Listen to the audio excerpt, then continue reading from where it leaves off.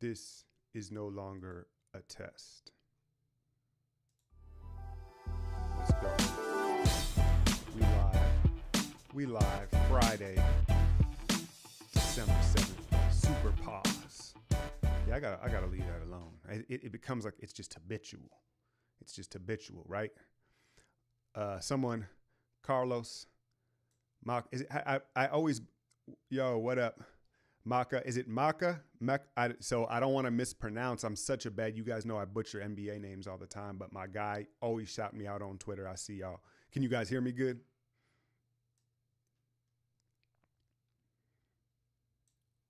We got, what's up? What's up? I'm just, usually, yeah, see, it says one watching. So usually y'all know, making sure my stuff's good. I start with non-NBA stuff here, just waiting for people to enter. Connor, what up? What up, y'all? I want to talk a little bit about this UFC here, just for a couple minutes. I know some of you, you don't know what's going on, but Max Holloway, T-City, Brian Ortega. I was watching, I love watching all the lead-ups. I'm super fascinated with like training habits and the psychology of like, the stare down and just all these things. Who do y'all like in that main event tomorrow night?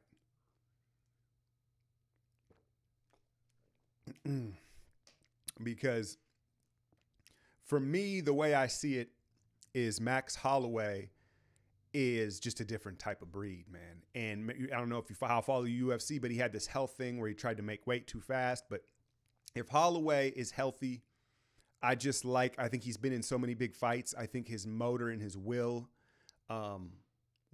prevail. Like, he truly is special. But Ortega, man, he might be the best jits guy in the game right now. And Holloway is a special type of crazy to where he may try to just grapple with him, which would be a huge strategic mistake. But we've seen Holloway have pissing contests in the middle of the ring. So that does concern me. That's why I'm super intrigued with this fight.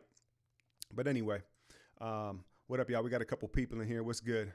Ortega, right? Ortega is crazy with the subs, and you see he's got Hoist behind him, or one of the Gracies, one of the Hall of Famers. I like him, and he seems to have power. Both of them. It's rare do we see two guys in their prime, right?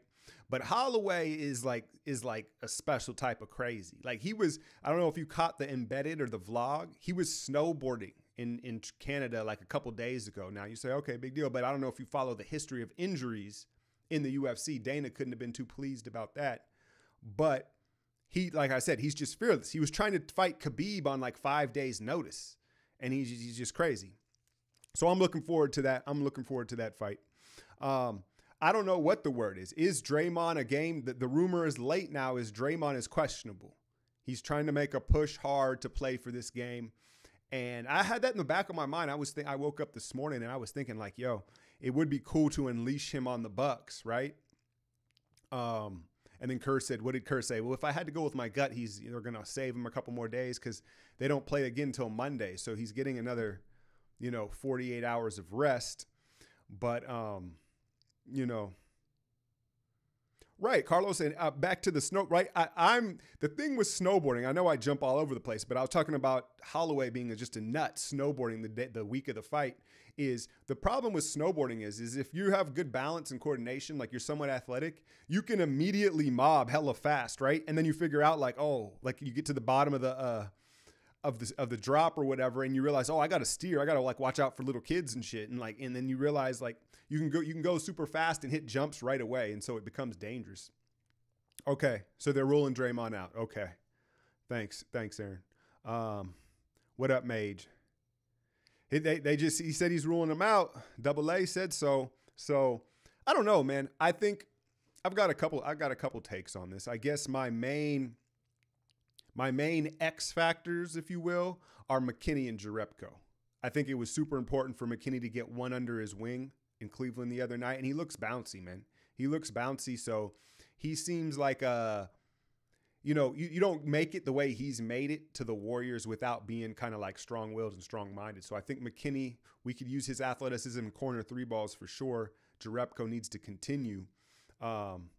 What up, Angel? What's good, man? What's good? Thank you for joining us here. You got a little small audience here, but it's Friday, holiday season, man. So I want to talk a little bit about Giannis. And I was reading up on him. And I guess at one point, several years ago, he called KD his idol. He was like, KD is my idol. And so I thought that's interesting. And I like to see that matchup. I also recall, I don't remember if it was Slater or Marcus Thompson or Kawakami, one of the beat writers was talking about how in that first matchup, KD was a bit salty that he wanted to guard Giannis. I had suggested that in the pregame live to the first matchup. I was like, I think KD wants Giannis. I could tell that they have KD. You have to give him credit. Whenever it's another, superstar, he wants at him. He wants to like go at them. So you got to like that. But what I was reading was that Giannis refuses to work out with like the other guys in the summer. KD has asked him. LeBron has asked him. Like all the guys that link up and work out together. And Giannis has continually turned them down like the last couple summers. And he said he's kind of old school in mentality. He's like, yo, I can't be buddy with these guys. He's like, I don't want to lose my edge, and I don't want to give any of my secrets away for whatever that's worth, right? And I kind of get it. I understand that. That's cool. But at the same time, you are learning priceless stuff. KD had like the opposite take. He was like, I know I can always learn from them. And Giannis said, he was like, that's what KD did to LeBron. He was like, KD started working out with LeBron in the summer, and then he got comfortable and he figured out what he does and he got confident, and now look. And so I thought that was kind of cool. And that's not verbatim, but that's more or less what he said. And I thought that was a interesting thing. That being said, Giannis sure could use, I'm not for it. Giannis knows himself. Everybody is an individual, and maybe he knows he needs that edge. He can't become friends with these guys. So he knows himself best. But for me, big picture, like generally speaking, I think iron sharpens iron. And I think that you gain priceless gems from working out with LeBron and KD and Harden for that matter, right? Harden would probably be the most fascinating to work out with. Learning his two-step and some of his shit. Let me catch up on some of this stuff. Dubs trivia contest. Yeah, you can hit me with the question. What season did the Bucks end the Warriors' 24-game win streak? Name the coach that has coached both the Dubs and the Bucks. And last, spell Giannis. Okay. So what season did that? That was the 16 season where Luke Walton took over, I believe, right? And then the coach that coached both is Nelly, right? And then Giannis, I'm a terrible speller, but it's with two N's, Ginn, right? I don't know. Spell his last name. I was like, yeah, that's silly. My bad. Yeah, no, I can't do that. I'm not going to be able to do that. But to be fair, the radio caller, that's the give me question, right? Because you Google that and you have that in front of you.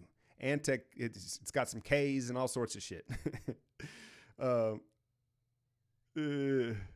Okay, I'm seeing that. But yeah, I got this. I wasn't even looking at what he was answering. But you see, I hit those two, right? And Nelly's the coach because I know Nelly, I believe it was Nelly. I don't know if I'm right on that. I'm not like factual, but I know it was the 16th season. But you know what I saw? I saw on Instagram like a snippet of like an old Warriors clip with Antoine versus Kobe. Do y'all remember Chris Porter? Some of you got to go back and look. This dude had a fro. He wore number 4, and he was kind of Jordan Bell-like. He was smaller than Bell, but he had this crazy fearless bounce. And for about 20 games, us Warrior fans were like in love with Chris Porter, man, because he had a couple big dunks, and it was just like, we wanted to grasp onto any type of potential we could. Shout out Anthony Randolph. Budenhauser. Budenhauser.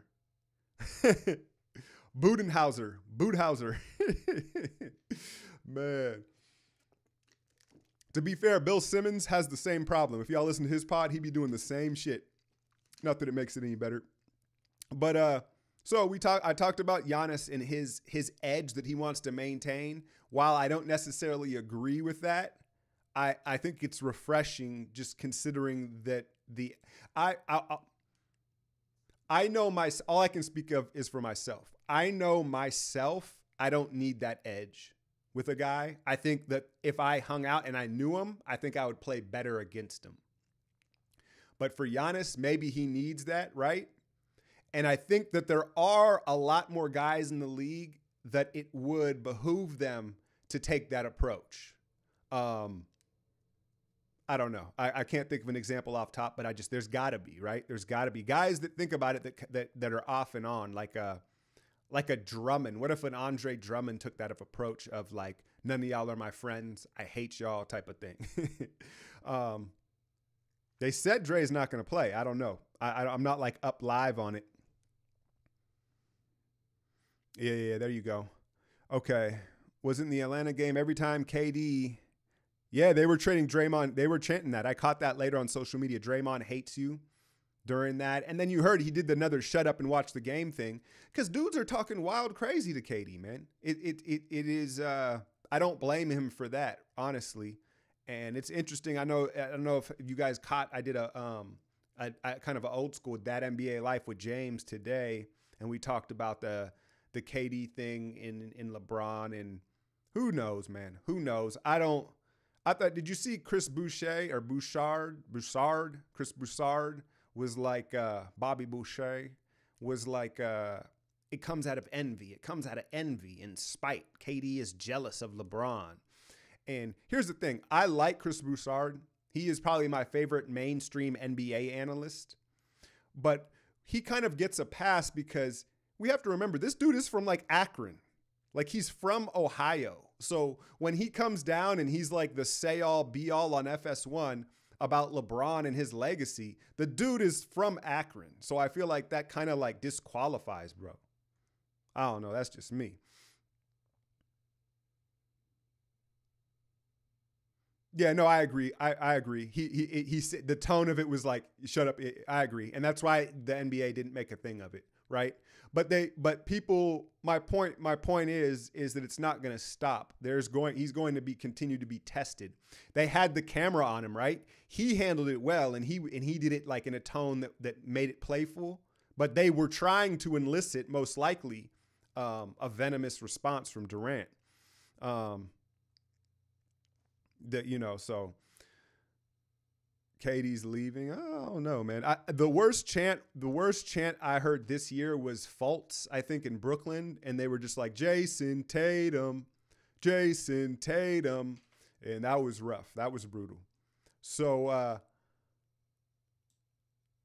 yeah, heckling him. I know. I don't like the take of you're a grown man, you can't heckle a player, man. Have you seen the price? That it's relative, but have you seen the price of tickets courtside where you can heckle? You're paying $450, $500 a pop. You can heckle. But again, he doesn't. These dudes have arrested development. Isn't it KD's birthday? He's 29, right? But he's not like you or I are at 29. It's not the same thing, and I don't think he understands that shit. To get the Yankee hate. I stopped watching baseball when the A's broke up the big three of Mulder, Hudson, and Zito. And that's also kind of lines up with me moving out of the Bay Area because baseball is so much more fun to be there. But, so Yankees, I feel like it's fallen back because their dominance hasn't been the same. Like I understand the 90s and in the 80s, but they haven't been, they're like the Cowboys, right? The dominance, I won't say that because they're better than the Cowboys. They're still like around, but they ain't winning it all, right? They're always fucking up and blowing their wads. But yeah, the baseball, the money ball thing with the A's, I don't know, man. I appreciate it. There was a time, there's nothing like playoff baseball. I'll say that. There's nothing like October, like the agony of like each pitch down the stretch. Or you want to have some agony. Bet the under in a playoff baseball game. That shit is terrible. That shit is terrible. But that's what you would do if you were an A's fan when they had all those pitchers, right? All right. So did you guys hear the trade? There was a trade this afternoon. The Milwaukee Bucks went and got George Hill and Jason Smith in a 3-team deal. They traded Deladova and John Henson. And at first I was like, someone took that George Hill fucking contract. But then I looked and it really was a swap. The other two are on big deals for 2 years as well.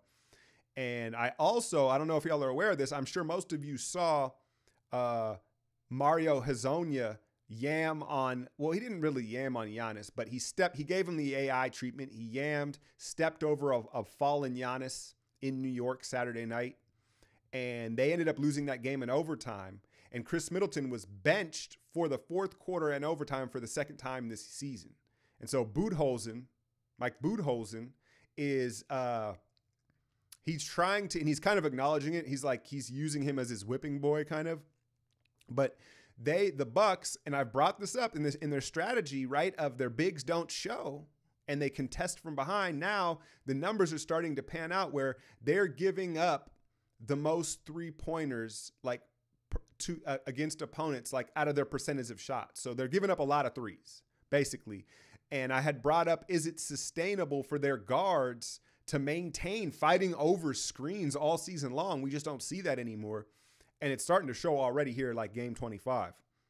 Let me catch up with a little bit of this. 18 million? Is someone on a buyout? Because Henson was 2 years, like 9 or 10. And then Delly, like it matched salaries. And so here's where my fault goes wrong. And I need to stop doing this. I go to the trade machine to look at salaries. It's just super accessible in my history in Google. And so that salaries, maybe it doesn't always show updated salaries, but it looked like a freaking clean swap to me. Now Smith's a stretch 5 and George Hill. And that's where I was going with Middleton being benched. Now, Middleton is not going to be benched in the playoffs, but they do not trust Bledsoe. Bledsoe, remember when Scary Terry got in that ass last playoffs, right?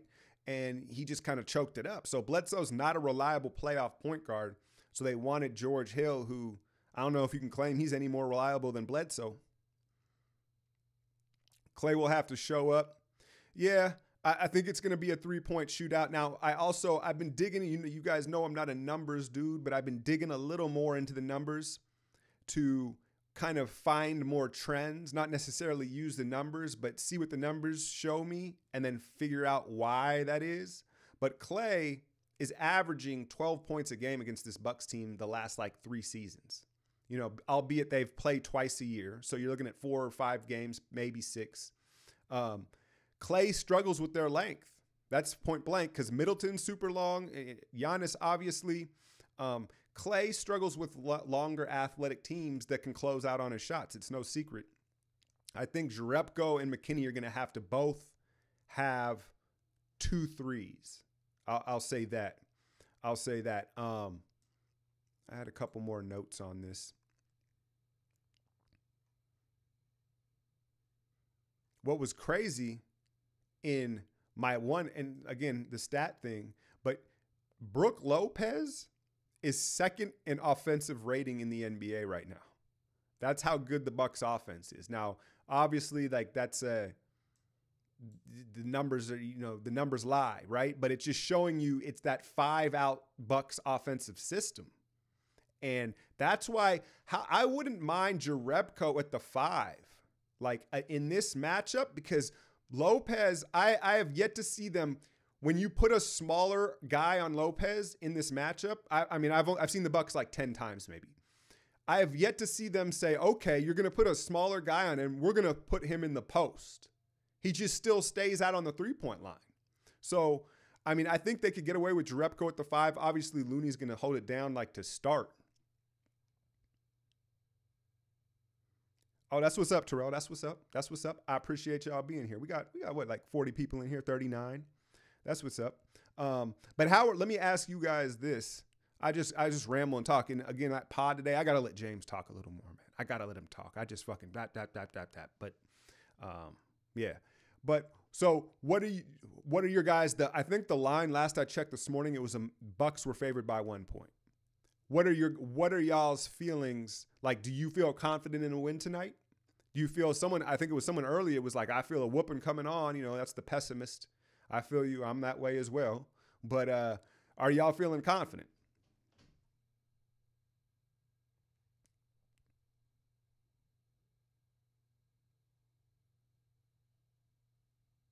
Okay. Okay. You're feeling okay. Iguodala's not going to shoot the freaking ball. Iguodala's not going to shoot the freaking ball. And watch him on defense. I pointed out in the last breakdown. Because I'm going through the same thing right now. I went in Black Friday morning into LA Fitness and I ran for like 2 hours hoop. And I shit you not. So Black Friday was what, November 24th, 3rd? My knees are still sore, dude. My knees are still sore. Like, not like hurt, like limping, but like they're still like tender. And so I feel what Iguodala is going through. I see it because I know it because I do the same thing. And when he gets down in his stance and tries to move laterally, it hurts. It hurts. And, the one thing I have to say that I've underestimated during this run, because I'm with y'all. I think that I'm confident. I think we could get a win here tonight. I'm not gonna jinx it and say either way, but I'm confident that we could get the win here because what I have underestimated during this run is the pride and the heart of this championship team. It's cliche. You hear, oh, don't underestimate the heart of a champion, right? And, Game 6 OKC, Game 7 against the Rockets, right? But I think that national televised game on ESPN a month ago, I think they remember that shit, right? And I think that they've heard, now everybody thinks that we're leaking blood and they've heard the rumors of their demise. And so I think they're going to show up and show out. I think Steph, I loved his footwork in Cleveland. I think he's ready to explode. They're giving up a ton of threes, right? And then the KD Giannis matchup, this is as good as it gets, man, on a Friday, 25 games into the season. And, I think Steph's going to explode here. I expected him to really punish them in that first matchup, and he had an off game, and then he pulled the groin. But if they're not going to show, I think Steph, if they're not going to show or trap Steph high, he's just going to come off and pull off those threes from like 30 feet. I really think that's going to open things up and destroy him. And I want to see KD and Giannis go at each other. I really do, man. And I don't think KD can handle Giannis with his back to the basket in the paint. No one can. But go right back at him, make Giannis work and move his feet, maybe get him in some foul trouble. He's going to be overzealous. He's going to be extra jumpy to challenge KD's pulley out of the left hand, right? The floating dribble out of the left hand.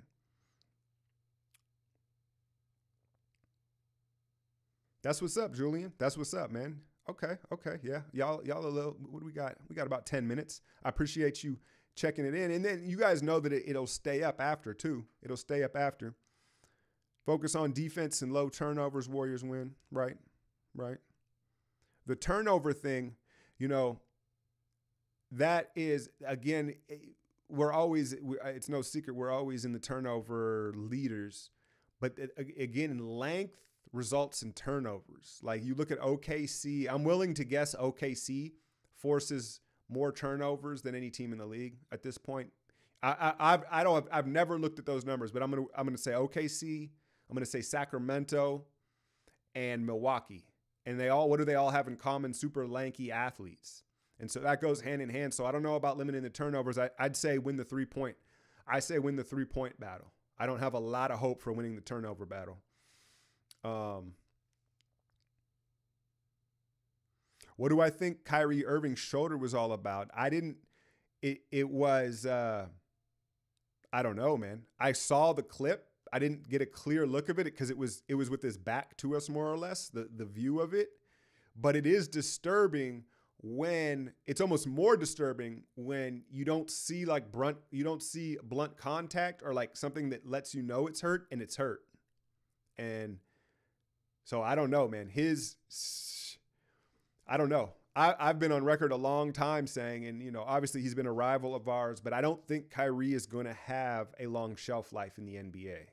I mean, just look at his history, but I'll tell you why. Beyond even not looking at his injuries history, it's in his playing style. He gets out over his knees. Like when he dribbles and his moves, his stop and go, he gets so low and his weight gets out over his knees. And that doesn't lend itself to longevity. But yeah, I have no idea about the shoulder.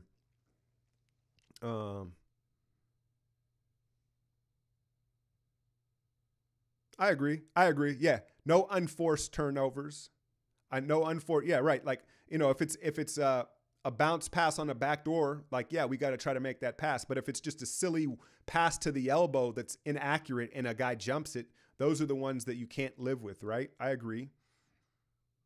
Yeah, Terrell, that's what I'm saying. Whoever makes more threes, it's going to be a three-point shootout, I think. Whenever Jordan Bell has the ball, it's like he's handling a hot object. Yeah, he's playing hot potato, man. He seemed to settle down a little bit in that Cleveland game. I think he is now aware that we are talking, right? The streets is watching. The streets is talking like, yo, Bell, you had a spark when you started, but now you're just garbage. No, I'm playing. But yeah, it's going to be interesting, man. Remember this too. Wouldn't this be dope if Looney had a career high in a homecoming to Milwaukee? Correct me if I'm wrong, but isn't Looney from Milwaukee, or is he from St. Louis? I always get that wrong. I swear Looney's from Milwaukee. And that would be dope if he had like a 20 spot at Milwaukee tonight, right? The problem is, you know what, honestly, the only way he gets that done is shooting jumpers, because he's going to get roofed with their long athletes, man. He's not going to be able to like load up and finish at the rim with that big stretchy finish, man. He's going to struggle with that. Let's see here. A 30-year-old Lou Williams. I don't know. Man. Lou is very much like Jamal Crawford in the sense that he doesn't use a lot of energy to get what he gets done. Like, Lou is ultra efficient, right? He just glides left. It's very effortless. And the way Kyrie gets it done, it uses a lot of juice, man. It uses a lot of juice. I see what you're saying, though. Like, he'll at least be a guy that can get buckets, right, in the kind of a six-man-ish role here. And we're talking 5 or 6 years from now. But I'm just saying, man, Lou is a very it's understated how smooth he is and how he gets away with doing less is more with Lou. Hell no, we shouldn't buy out. We shouldn't get J.R. Smith in here. And I'll tell you why. I wouldn't respond so strongly if we hadn't already had like this locker room issues. And I just don't. It's like you're adding a element to a concoction and you don't know the results, and it's already unstable. Maybe I should stay away from the science analogies because that probably didn't even make sense. But you know what I'm saying? Like, just because our locker room hasn't been the most stable, you don't bring this dude in here coming in on a hoverboard, with drinking Bud Lights pregame. Like, I just don't trust it. It's not, the juice isn't worth the squeeze at this point, So hell no. But JR very well may well. I don't know who would pick him up. I don't know. Someone will be desperate. A team headed into the playoffs will be desperate. Maybe Philadelphia. One of these teams that's desperate to take the next step or is expected to, right? So Boston, Philly, Milwaukee at this point, Denver, I would say, right? One of those teams, if things aren't looking well, down the stretch before the playoffs, maybe, but for us, it's just not worth it. It's not worth it at all. Right. Yeah. But BHO, like what I'm saying, you're talking about they both get buckets. No, yeah, for sure. But there's context to those buckets, right? Like Giannis and KD both get buckets.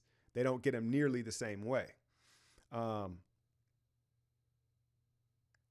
don't know. That's hard to say. Terrell asking about Joakim Noah. I've always loved him I like the way he plays. I like how hard he plays. And I saw him hit a mid-range jumper and then act like he won the championship the other night. But I won't go in on him because he's always been that way. He's consistently, like, I don't usually like over celebrators, but Noah's been that way since he came out of Florida. So I'm not going to hold it against him at this point. Yeah, Noah, you got to love Noah, right? The juice. Can you imagine him and Draymond rotating on the back line? That would have been fun to see. I don't know if they wanted to waste. I don't know how that works, but I don't know what kind of risk it is to sign him and then he breaks down physically, because that's been the problem. It was never the shooting. It was his body betrayed him.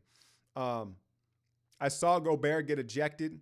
And here's the thing. I'm going to do a video. I'm going to talk more on that as moving forward. We're going to have to wrap this up here in a minute. But the Utah Jazz obviously are struggling. And Rudy Gobert, these rule changes have like nullified him as an all-star almost, right? And in Utah's defense.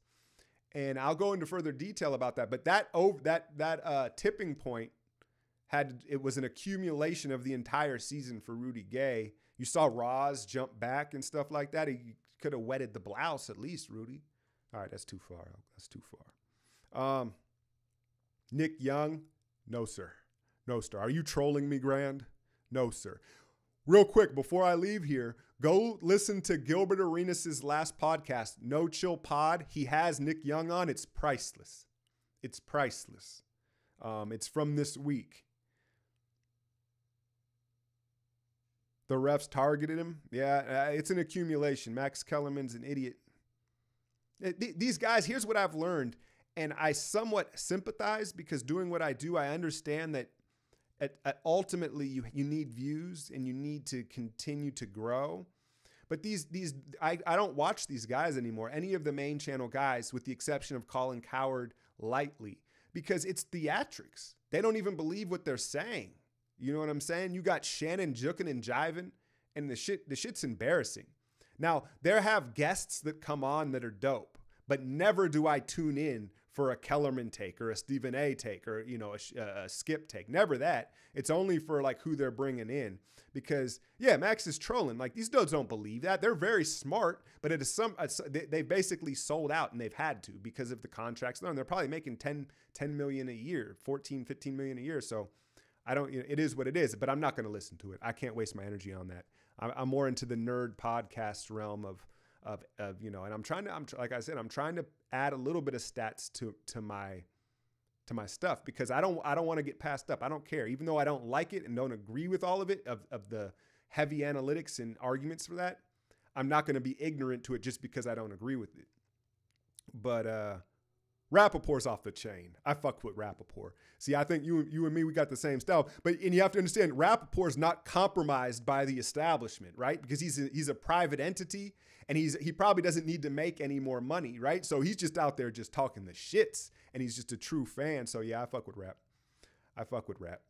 But yeah, man, I think I like our chances tonight in this 3-point shootout. You got two freaks going at each other, and I think the chef wants to re-enter his name into what happened to that? Into the MVP discussion. So I appreciate y'all checking it out. Let's get this. I'll be back with the breakdown, noonish, my normal time tomorrow. I'm out, y'all.